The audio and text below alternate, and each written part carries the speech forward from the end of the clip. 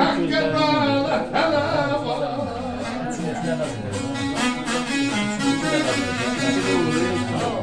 Himmet namerdi handal tamayı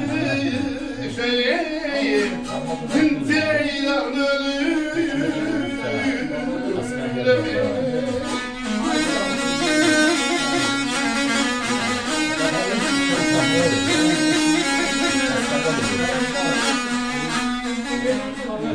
Yer pul yığanlar, pul yığmasa sahtiyar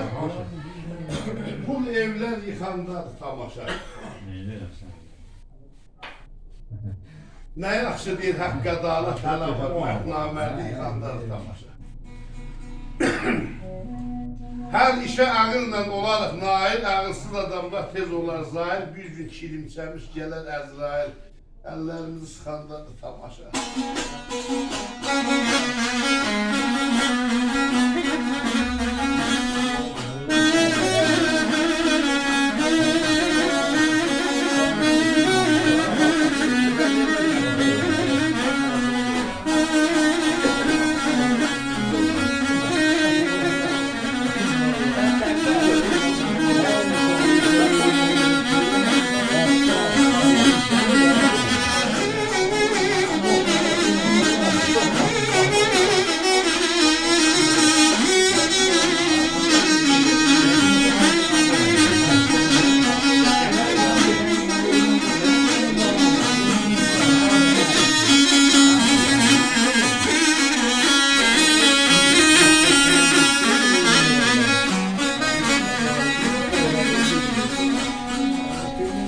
Dedi ya ismi haneye tutmaya yok haktan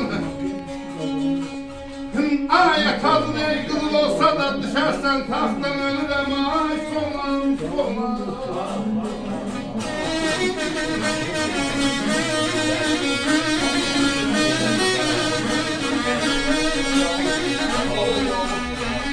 Adam namert evini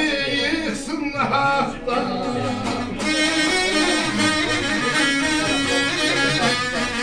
Hak işlere bakar Dağıtamayı